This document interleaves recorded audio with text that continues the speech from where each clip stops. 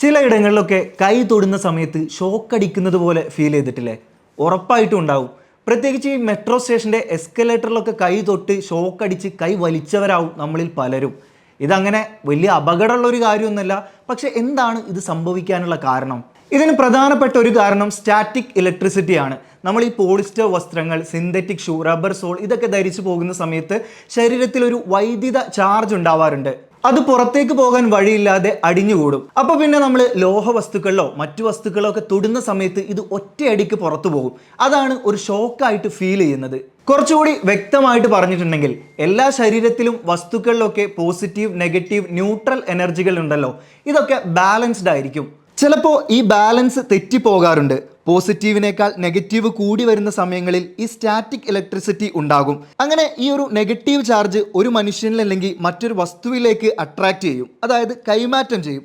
ആ സമയത്താണ് ഈ ഷോക്ക് വരുന്നത്. പൊതുവെ തണുത്ത കാലാവസ്ഥയിലാണ് ഇത് കൂടുതൽ അനുഭവപ്പെടുക. കാര്യം അന്തരീക്ഷത്തിൽ ഈർപ്പം കുറയുമ്പോൾ ഈ എനർജി തനിയെ പുറത്തു പോകും. പലർക്കും ഈ ഒരു കാര്യം പേടിയുള്ളതാണ്. ഇതെങ്ങനെ ഒഴിവാക്കാൻ പറ്റും?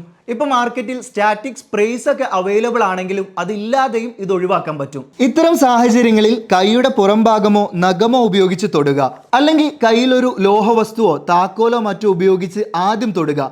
പിന്നെ പോളിസ്റ്റർ വസ്ത്രങ്ങൾ ഒഴിവാക്കി പരമാവധി കോട്ടൺ വസ്ത്രങ്ങൾ ഉപയോഗിക്കുക. അല്ലെങ്കിൽ ധാരാളം വെള്ളം കുടിക്കുക, ശരീരത്തെ ഹൈഡ്രേറ്റ് ആക്കി വെക്കുക.